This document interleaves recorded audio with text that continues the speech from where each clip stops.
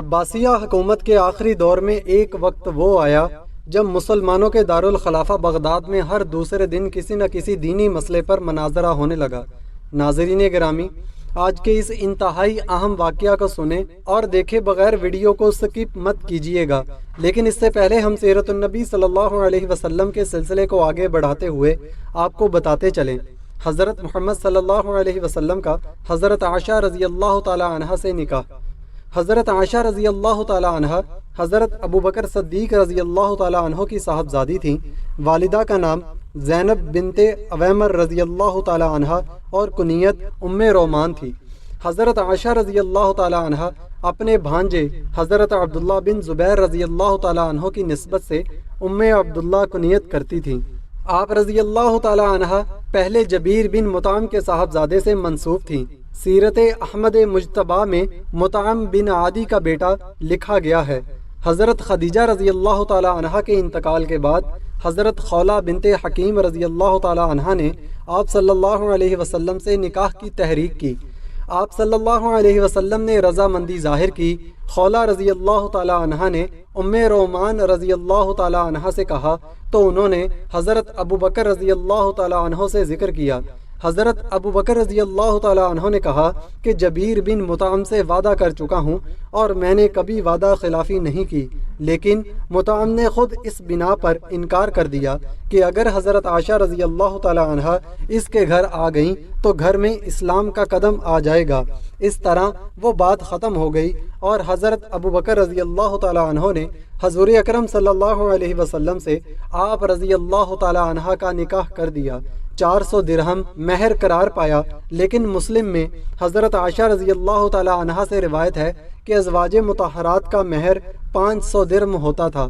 عقد کے وقت حضرت عائشہ رضی اللہ تعالی عنہ کی عمر کے متعلق علماء میں اختلاف پایا جاتا ہے۔ جمہور کے مطابق نکاح کے وقت عمر 6 سال اور رخصتی کے وقت 9 سال تھی، جبکہ کچھ علماء اس سے سخت اختلاف کرتے ہیں اور ان کے نزدیک نکاح کے وقت عمر 15 یا 16 سال اور رخصتی کے وقت 19 سال تھی۔ واللہ عالم، حضرت عائشہ رضی اللہ تعالی عنہ کے والدین کا گھر تو پہلے ہی نور اسلام سے منور تھا، کم عمری ہی میں انہیں کاشانہ نبوت تک پہنچا دیا گیا تاکہ ان کی سادہ لوح دل پر اسلامی تعلیم کا گہرا نقش مرتسم ہو جائے۔ چنانچہ ہم دیکھتے ہیں کہ حضرت عائشہ رضی اللہ تعالی عنہ نے اپنی اس نو عمری میں کتاب و سنت کے علوم میں گہری بصیرت حاصل کی۔ اسماء حسنہ اور حضور صلی اللہ علیہ وسلم کے اعمال و ارشادات کا بہت بڑا ذخیرہ اپنے ذہن میں محفوظ رکھا اور درس و تدریس اور نقل و روایت کے ذریعے سے اسے پوری امت کے حوالے کر دیا۔ حضرت عائشہ رضی اللہ تعالی عنہ کے اپنے اقوال و آثار کے علاوہ ان سے 2210 موضوع احادیث صحیفہ مروی ہیں، اور حضرت ابو ہریرہ رضی اللہ تعالی عنہ کو چھوڑ کر صحابہ و صحابیات میں سے کسی کی بھی تعداد حدیث اس سے زیادہ نہیں۔ حضرت عائشہ رضی اللہ تعالی عنہ جیسی ذہین خاتون کا آپ صلی اللہ علیہ وسلم سے نکاح ہونے میں منشاء ربانی یہ تھا کہ وہ کمی جو حضور صلی اللہ علیہ وسلم کے قریب ہونے میں عام خواتین کو مانے تھی، وہ اس ذات مقدس سے پوری ہو جائے۔ یہی وجہ تھی کہ خواتین زیادہ تر اپنے مسائل آپ رضی اللہ تعالی عنہ ہی کے توسط سے حضور صلی اللہ علیہ وسلم کے گوش گزار کرتی تھی، یا پھر وہ نمائندہ بن کر مخصوص مسائل کے بارے میں کرید کر سوالات کرتی تھیں۔ یہی وجہ ہے کہ آپ رضی اللہ تعالی عنہ کی ذات سے امت کو ایک تہائی علم و فقہ ملا۔ حضرت عائشہ رضی اللہ تعالی عنہ کی بے شمار فضیلتیں ہیں، اس کے علاوہ امت کو ان کے ذریعے بے شمار سعادتیں ملیں۔ تیمم کی سہولت حضرت عائشہ رضی اللہ تعالی عنہ کی وجہ سے ملی۔ حضرت جبرائیل علیہ السلام نے آپ کو 2 بار سلام کیا اور جبرائیل علیہ السلام کو 2 بار ان کی اصلی حالت میں دیکھا۔ حضور صلی اللہ علیہ وسلم نے انہیں اس بات کی خوشخبری دی کہ وہ جنت میں بھی ان کی زوجہ ہوں گی۔ آپ رضی اللہ تعالی عنہ سے کوئی اولاد نہیں ہوئی۔ 66 سال کی عمر میں 17 رمضان 57 ہجری کو مدینہ میں وفات پائی۔ حضرت ابو ہریرہ رضی اللہ تعالی عنہ نے نماز جنازہ پڑھائی اور رات کے وقت جنت البقیع میں تدفین عمل میں آئی۔ طائف سے مکہ واپس ہونے کے بعد آپ صلی اللہ علیہ وسلم نے افراد اور قبائل کو پھر سے اسلام کی دعوت دینی شروع کر دی۔ حج کے زمانے میں عرب کے مختلف قبائل مکہ میں جمع ہوتے۔ حضور صلی اللہ علیہ وسلم کا معمول تھا کہ آپ ایک ایک قبیلہ والوں کے پاس جاتے اور اسلام کی تبلیغ فرماتے۔ عرب میں مختلف مقامات پر میلے لگتے تھے جن میں دور دور کے قبائل آتے تھے۔ مورخین نے ان میلوں میں عکاظ، مجنہ اور ذوالمجاز کا نام خاص طور پر لیا ہے۔ حج کا بڑا میلہ مینا میں ہوتا۔ آپ صلی اللہ علیہ وسلم ان میلوں میں جاتے اور اسلام کی تبلیغ فرماتے۔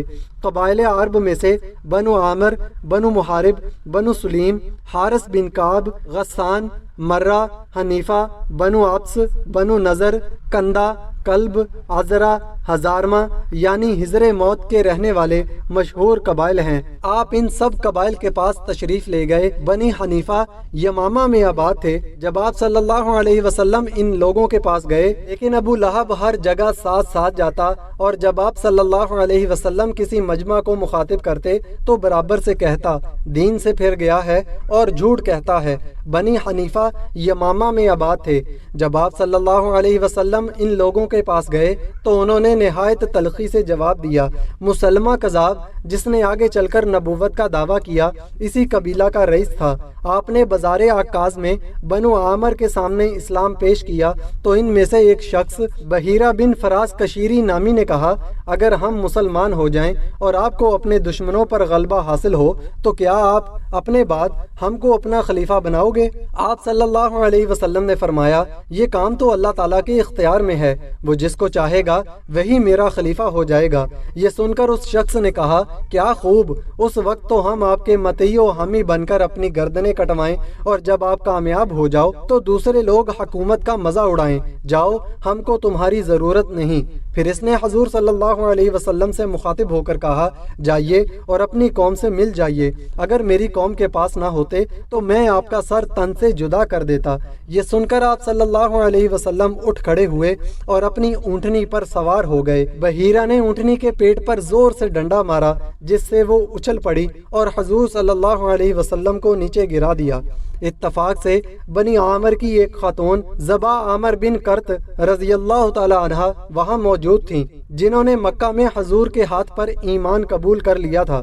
انہوں نے فوراً اپنے چچا زاد بھائیوں کو للکارا اے آل عامر، اب میرا تم سے کوئی تعلق نہیں، تمہارے سامنے یہ بدسلوکی ہو رہی ہے اور تم میں سے کوئی انہیں نہیں بچاتا۔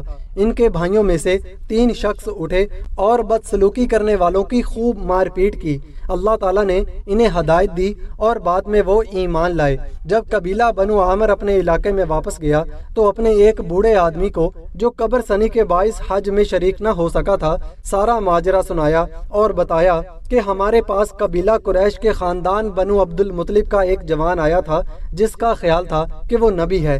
اس نے ہمیں دعوت دی کہ ہم اس کی حفاظت کریں، اس کا ساتھ دیں اور اپنے علاقے میں لے آئیں۔ یہ سن کر اس بڈھے نے دونوں ہاتھوں سے سر تھام لیا اور بولا اے بنو عامر، کیا اب اس کی تلافی کی کوئی سبیل ہے اور کیا اس از دست رفتہ کو ڈھونڈا جا سکتا ہے؟ اللہ کی قسم کسی اسماعیلی نے کبھی اس نبوت کا جھوٹا دعویٰ نہیں کیا، یہ یقیناً حق ہے۔ آخر تمہاری عقل کہاں چلی گئی تھی؟ جب آپ صلی اللہ علیہ وسلم قبیلہ بنو زحل بن شیبان کے پاس گئے تو حضرت ابو بکر رضی اللہ تعالی عنہ بھی ساتھ تھے۔ وہاں آپ صلی اللہ علیہ وسلم کی ملاقات ان کے سرداروں مفروق بن عامر اور ہانی بن قبیصہ سے ہوئی۔ حضرت ابو بکر رضی اللہ تعالی عنہ نے کہا میرے ساتھ اللہ کے آخری نبی آئے ہیں۔ مفروق نے کہا میں نے آپ کا تذکرہ سنا ہے۔ پھر حضور صلی اللہ علیہ وسلم سے مخاطب ہو کر کہا اے برادر قریش، آپ کی دعوت کیا ہے؟ آپ صلی اللہ علیہ وسلم نے فرمایا اللہ ایک ہے اور میں اس کا پیغمبر ہوں۔ پھر آپ صلی اللہ علیہ وسلم نے سورہ انعام کی آیت نمبر 151 پڑھ کر سنائی۔ اس قبیلہ کے روسا، مفروق، مسنا اور ہانی نے کلام اللہ کی تحسین کی اور کہا بے شک یہ کلام زمین والوں کا نہیں ہو سکتا۔ واضح رہے کہ ان ذکر کردہ سارے قبائل پر ایک ہی سال یا ایک ہی موسم حج میں اسلام پیش نہیں کیا گیا تھا، بلکہ نبوت کے چوتھے سال سے ہجرت سے پہلے کے آخری موسم حج تک 10 سالہ مدت کے دوران پیش کیا گیا تھا۔ البتہ بیشتر قبائل کے پاس آج صلی اللہ علیہ وسلم 10ویں سال تشریف لے گئے تھے۔ سیرت النبی صلی اللہ علیہ وسلم کی قسط نمبر 52 کا اختتام ہوا چاہتا ہے، تو چلتے ہیں آج کے اپنے موضوع کی طرف۔